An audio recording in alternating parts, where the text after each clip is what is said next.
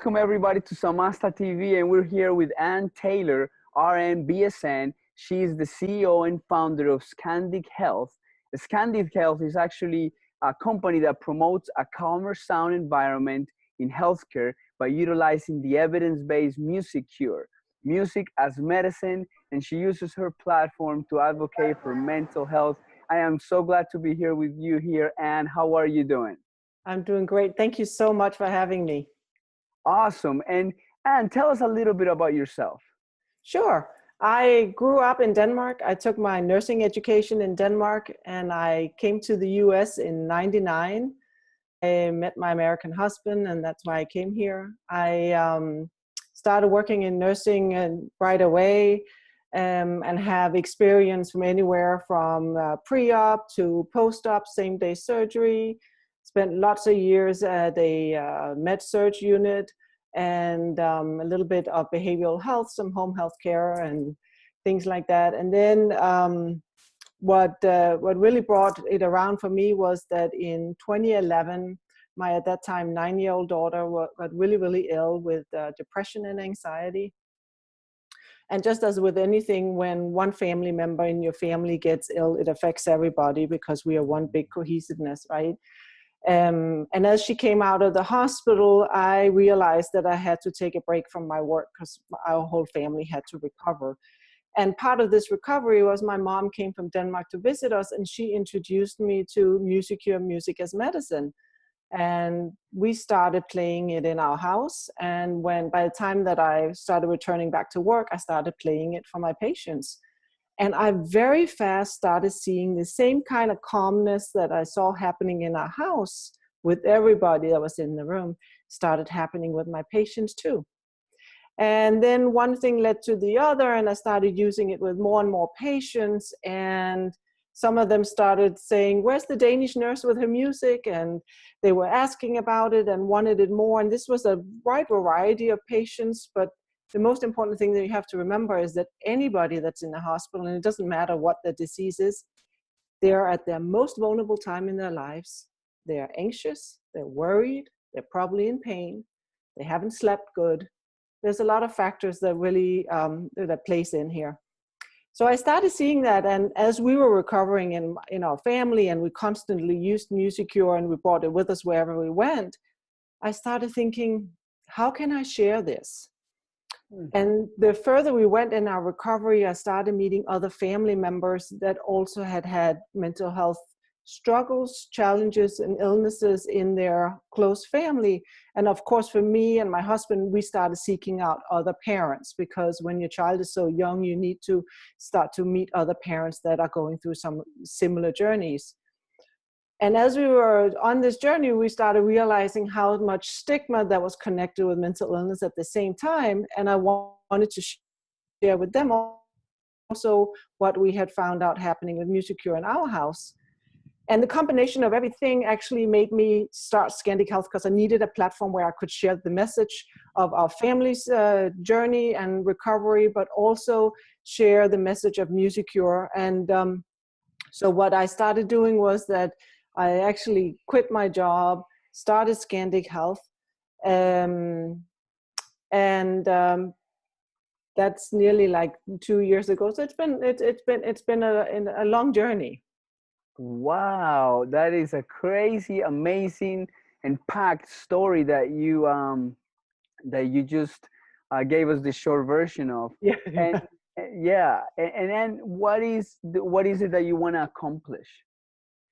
You know, for me, it's many things, but what I really, really want to accomplish is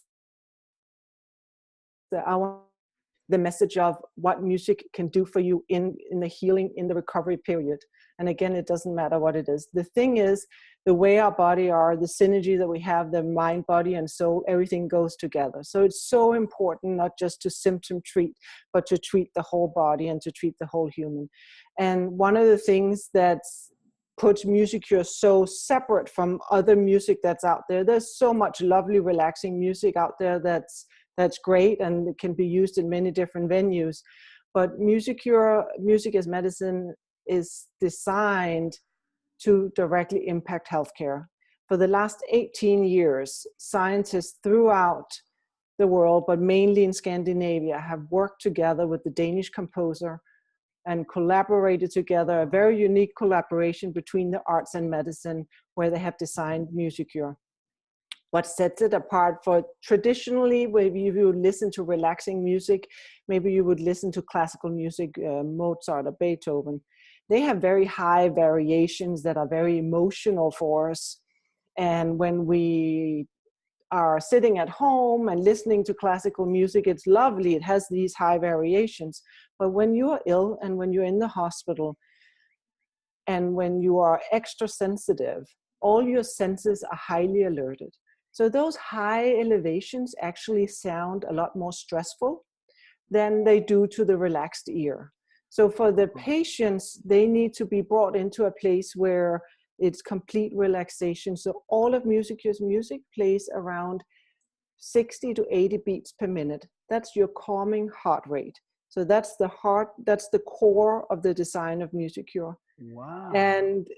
And that's the message that I want to send. I would love to see, and that's on my part of my journey, I want to see MusiCure completely incorporated into the healthcare system to set that tone of a calming environment for the patients from when they enter the hospital till they leave. Just so it's there, and it's not instead of medication, it's not instead of surgery, it's just a co-therapy tool with all the other things that being offered in the hospital. Wow, you know, it makes me think of I just came across the therapy for children that that have gone through a lot of trauma. And one of the music that they play while they're doing this therapy is actually the sound, the heartbeat of what it would sound in like the placenta. And Yeah. so and that was but at a very slow rate. And so I didn't realize that scientists have you know, looked into this as using it as the backbone beat for music. That is so interesting. And if you think about it, when you're ill and when you are just not feeling well, what position do most people lay? They curl up their body just like you did in utero, right? Because you're in pain, you're uncomfortable, you want to sleep. So you're going back to that stage without you actually being aware of it. And deep down inside all of us, even though we don't think about it, is that heartbeat that you just talked about. That's the first thing we hear when we're in utero. So when we come out into this scary cold world, what is it that makes babies calm? It's when they hear their mother's heartbeat again. Yeah. So that composition is what the composer took. He took that heartbeat and designed his music based on that heartbeat. And that's the uniqueness. So the ear of the patient is all of a sudden being used as a highway into their brain. So even this deeply sedated patient in the ICU, their ears are always open. Their eyes are closed, but the ears are always open. No medication can close your ears. So that also means that noise is highly elevated for them. They'll hear noise a lot louder than you and I are hearing right now when we're able to control the muscles in our inner ear. So MusiCure is that highway, comes right in to give the patient that calming heartbeat that we all know. It's so deep in our core. Right. Oh, that is so cool. And when you set out to do this journey that you're on, what was one of the first walls or one of the first obstacles that you hit in this journey of yours?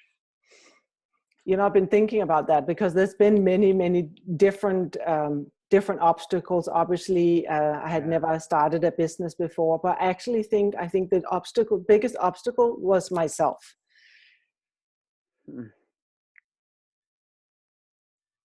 Your children, they feed off your energy. And so I think the biggest obstacle was for me to find out how could I incorporate focus and calmness in my own life so I could project that out to my children, so I could use my energy on my children and starting a business. So I think the biggest obstacle was actually myself. And in the beginning, I was fighting against it. I thought, oh, I don't have to deal with myself. I'm going to deal with this. I'm going to get myself licensed and all the practical stuff that comes with starting a business. But I've actually come to find out that starting to work on myself has propelled my business in a lot more positive direction than I had expected. Yeah, I have one. There is a gentleman that owns a large basement company in Connecticut, and he has this book called "Business is My Highest Calling," and he talks about how business, makes us work on ourselves so much.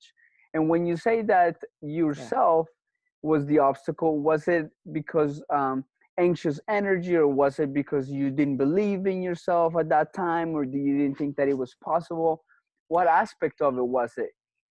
I think some of it was actually that I probably didn't believe. It was like a double, it was like trying to find a balance, right? Because part of me didn't really believe that I could do it. The other part of me, I was so fueled with that I had to share our message, because I knew I had met so many other families that were struggling. And I thought, if I have the microphone now, I have to yell this message out to the world. We have to talk about how to remove the stigma. We have to talk about it's okay to tell people that your child is very anxious, or your child is depressed, or your child needs to see a psychiatrist, because you would do the same if your child has any other disease. So it was probably more battle within myself of trying to find the balance of how to do both things. And that's not anything that happens overnight. That has been a journey for me. It's something that has taken a long time. I am not at my goal line yet at all, but I am definitely learning, and I'm evolving and getting more enlightened, and things are going in the right direction as I'm kind of surrendering to the universe and letting things happen the way that they're supposed to happen. Yeah, and it's like a moving target. We always will learn until we pass, and definitely amazing what you're doing. And when you were having this obstacle, or when you passed through it, or at the beginning of this journey, what was one of the biggest epiphanies that you had, or the biggest insights? I think one of the biggest things was that when I found out that mental illness didn't discriminate, and that it didn't matter who I spoke to, there would always afterwards be somebody.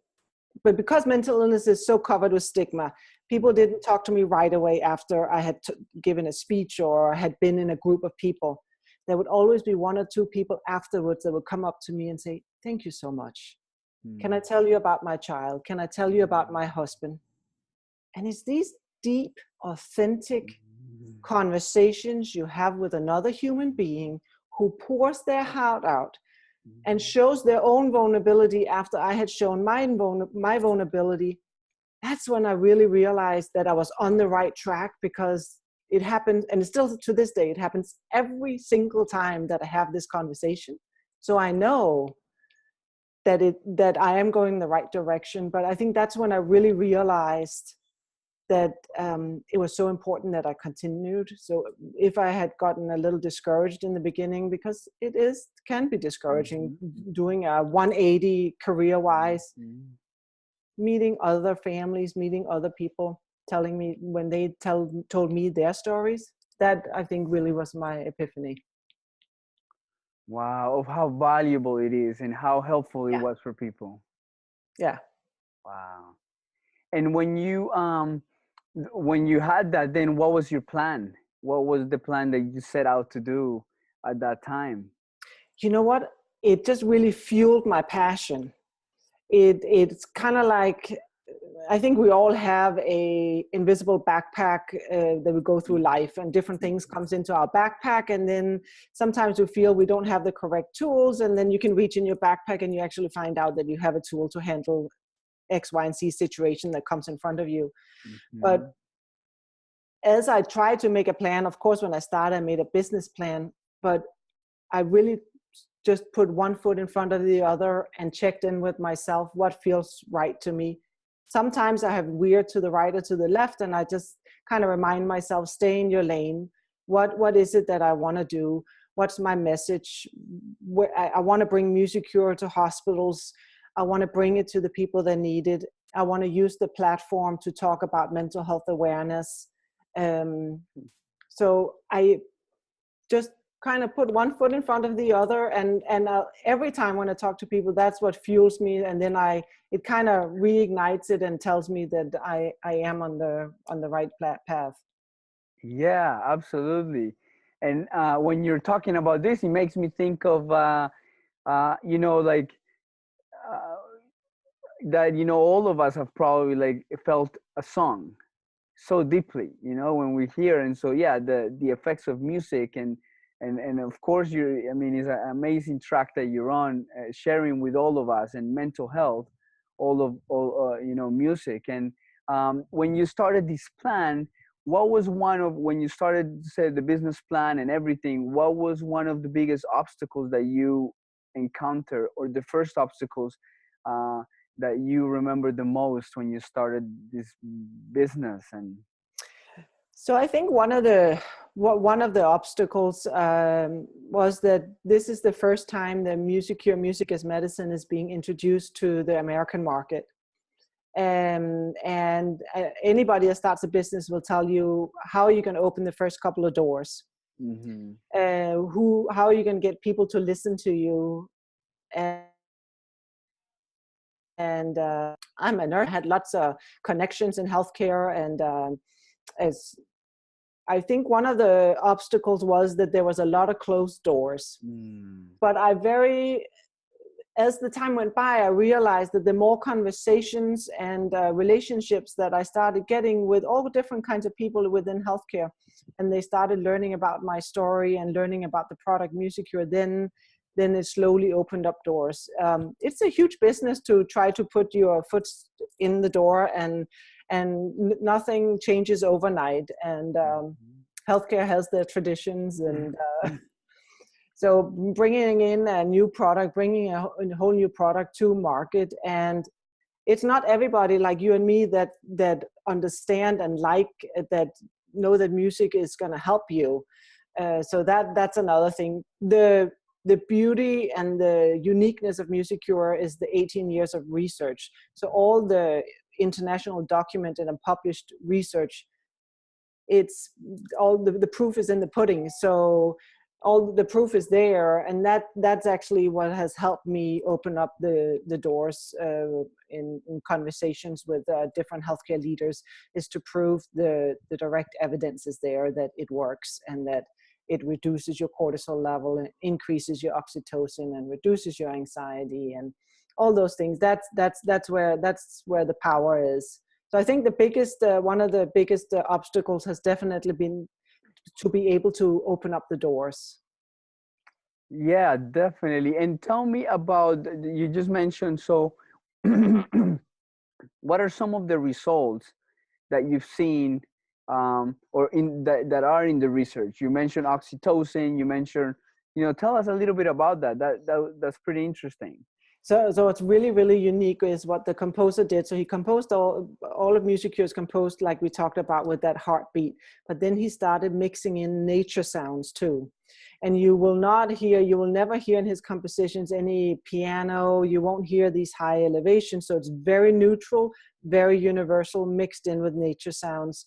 Then he also started mixing in video, so you'll have a visual stimulation. So there's different ways of utilizing MusiCure, either just listening to it or having an audio-visual experience, a guided imagery. We have a sleep program. But what they did on one of the research projects was that they drew blood on the patients. After listening to MusiCure for 30 minutes, they drew their serum cortisol levels. And they were reduced by 22% after 30 minutes of listening to MusiCure. And here's the magic: 30 minutes after they stopped listening to MusiCure, their cortisol levels were still reduced. So that stress hormone in the blood was reduced even afterwards. So that means that when you leave the unit, going to another unit, or leaving the pre-op area, your cortisol level is still reduced. The same happened with the oxytocin levels, which is like your feel-good hormone, your happy hormone, the one that we all like to have increased in our daily lives. That actually increased to 51% just by listening to MusiCure. They did a research where they had children that's on the autism spectrum, and it was around 87% of them that had a reduced anxiety on the International Anxiety Scale. They did a study in Stockholm, Sweden after surgery where they played Musicure for the children and found out that the children that listened to Musicure versus the other children that just listened to all the noise in the PACU area, the ones that listened to Musicure actually used less morphine after surgery. Yeah, yeah. And of course, all of this comes with so much positive effect, because then that means that you get to leave the PACU area faster. You probably get to get discharged faster. You wake up faster. Then that means that you drink water faster. So you start walking and you just recover faster. They did another study. It was very interesting where they tested both the children and the parents after surgery. And they gave one group, they let them listen to Musicure. Another group got to listen to Musicure and also have the visual stimulation at the same time. And a third group had to watch regular cartoons. Now, after surgery, the kids were still only just waking up. So they did not they couldn't even stay awake to watch the regular children cartoon. But they found out that the children that were was watching the Musicure videos, that the parents were also watching. So all of a sudden, they were medicating, they were able to calm the parents. And then they surveyed how the children fed off the parents. So those children who also had calm parents, those children were more calm. They had a lot less anxiety. And then they asked the nurses if they could see the difference. And they could. Because we all know that when you have pediatric patients, you actually have three, right? You have the child, and then you have the two parents. Right. But all of a sudden, you could prove that they were able to provide a calming environment for the parents. And I think that's really, really powerful, because we talk so much about the sound environment in healthcare, and there's so much noise. And there's just noise everywhere, and noise is so unhealthy for you. And the World Health Organization actually went in and measured noise levels, and on a regular day shift at any given unit in a hospital in the United States, the noise levels were around 90 decibels, and they recommend it to be around 30 or 40. Wow. So now imagine when the patient is sedated and they're not able to close their ear. That's the kind of noise that we are telling them that they have to heal in. So when you are in such a noise, in a sound environment that's so full of noise, your stress level increases, you can't sleep, your pain is increased, you're just setting up for failure. So what Musicure does is that it does not mask all the noise all the way. It is not going to mask the alarms. The nurses and the doctors are still going to hear the alarms. The patients are still going to hear them. They're just not going to hear them as clear and as loud. Because most hospital beds have speakers on the sides of their bed where you normally would hear from the TV. Now what they're hearing first is the Musicure. They're first hearing that heartbeat, the nature sounds. That's what they're hearing first. So you're actually going in and changing the whole sound environment around the bed. And you're not taking any of the other stuff away, because that's crucial. You're in a hospital. We have to have these monitors on the patients, but you're just changing it. Right. Yeah, and being mindful about it. I think it was the movie Escape Fire where it was mentioned, but a lot of the studies that are now being done to create the new hospitals, and such an important thing to be mindful of these alarms. When you were telling me that, I just remember and thinking of it would be like sleeping and the alarm clock going off, but somehow you couldn't wake up. That would be horrible. I never really thought about it like that the patients probably feel that way. Oh, absolutely. They actually did a study in Sweden where they compared the noise level for the babies that are in the incubators to a loud vacuumer going off right next to your ear. The World Health Organization, they compare the 90 decibels to a chainsaw going off right next to your ear. Wow. While you're trying to recover. Wow, that's crazy. I never thought about it like that. Yeah, it is. It is. And in that retrospect, I had one patient who actually said to me, and she was very lightly medicated. She was a patient of a total joint replacement, so she was completely with it. And she says to me, I noticed that when I have music here on the TV in the room, the staff that comes in to see me, they don't speak very loud, and it's very pleasant. Versus when I have the TV on and I'm watching the news, they're raising their voices. It sounds like they want to speak louder than the TV, and it's slightly annoying. Huh.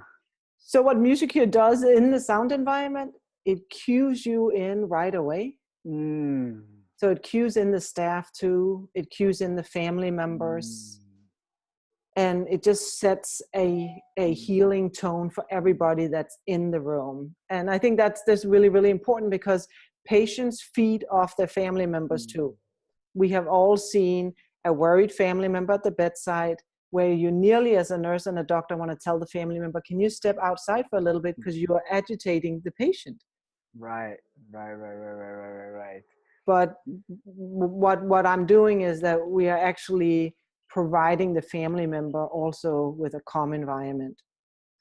So Wow, it's like, you walk into a spa right yeah. away. You the music, the environment, the smells, everything makes you check in with yourself.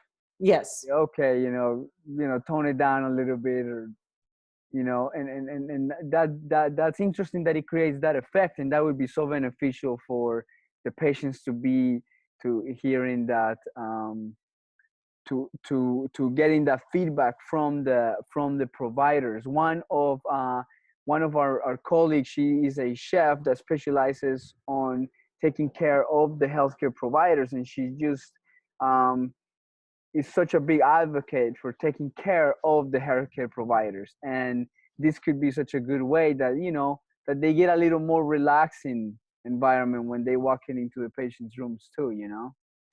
Absolutely. And you know what, right now there's such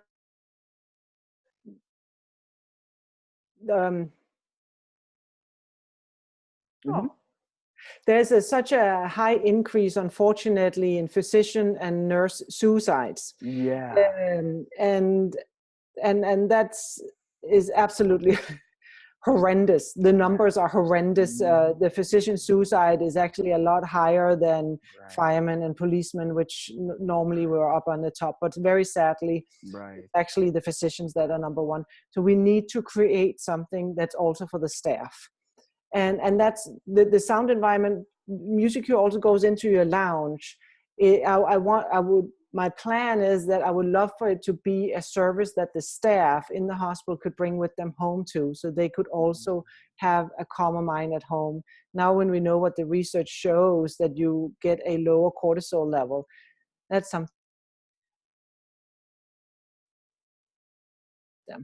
In this day and age, where we are constantly talking about patient-centered care, and we have to show the compassion and empathy for the patients, but if we forget the staff, then none of that is going to happen. Yeah, absolutely. And now that, what have you achieved so far? How's your venture come along? What have you been able to do? Well, what I'm currently doing is that we have the Musicure Sleep program on all of the Princess Cruise Line ships. In their staterooms, they have a sleep programs that's designed by Dr. Michael Bruce. He's the sleep expert in the United States, and they needed a musical component to the sleep program. They have seen the value in their passengers getting adequate restorative sleep just as much as we see in healthcare. So, and most people will go on vacation because they're stressed out and they need to go to rejuvenate and come back new. So that's a major spot. I'm doing lots of different pilot studies right now around the country in different hospitals. And so I'm just waiting for these to be done, and then that will be the next step. We are in a couple of education spaces in a sensory school in Denver, Colorado, We're running a trial right now at a medical college in Colorado also.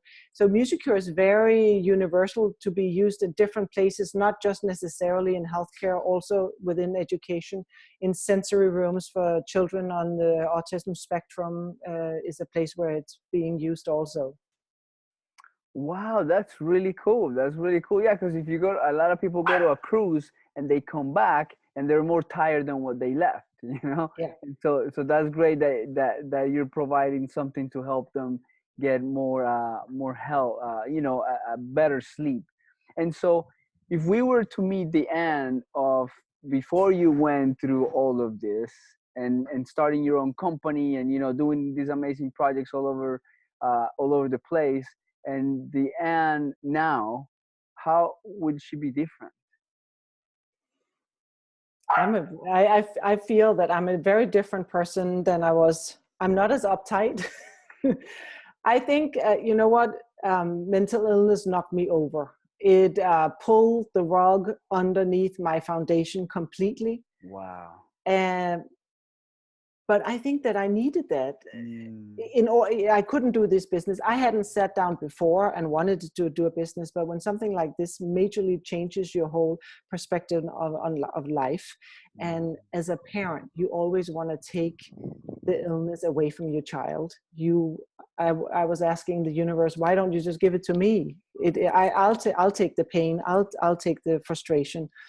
So I think that's the biggest thing, the biggest change that happened. So it did so much to me. It changed my outlook. I don't sweat the small stuff anymore. I look at life completely different. I remember to say my gratitude every day. Meditation is part of my life now. I focus on things that's for me. I'm lately working a lot on not having to help everybody. It's something that's, I think, has probably been in my genes, that I felt that I had to help everybody. It very often comes with being a nurse. You feel that you have to help everybody. And I'm learning that I can't do that. In order for, I have to focus on myself and my family first and foremost. So that's probably the biggest difference between before and now. Wow. Yeah. What an outstanding growth.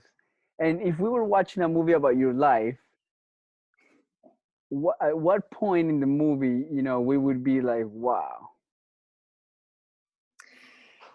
You know, when my husband and I decided not to continue the family pattern that came from both of our families of not talking about mental illness and covering it all up in stigma, when we decided to bring it out into the open, it was extremely freeing for us, but we also very much decided together, this is it. It's going to stop here with us, and we're going to change the dialogue, and we're going to talk openly about it, just like you would with any other disease. I think that was a big pivotal moment in our lives, because it was a family decision that both of us really consciously made. Wow. Thank you for sharing that with us. That's very impactful in any area of any of us and all the listeners, that sometimes we have to take that stand to be able to make our lives better, in different, and in business, in personal life too, in our professional lives and everything. And so what is next for you? Well, all these pilot studies that we're doing, I plan on turning them into customers, and we'll have MusiCure at lots of different hospitals throughout the United States. Very long term, it's the message is going to spread, and I'll be able to see Danish innovation in American healthcare, and that will be thrilling to me. On a second note, I'm hoping as a long-term goal that we can use this platform to bring mental health awareness, especially into the inner city schools where the children don't have access to the mental health care that maybe other communities have. And so I hope that we can do that also. Oh, I hope so too. And wishing you all the best in all your awesome projects. And I hope to see music care everywhere. Thank you so much.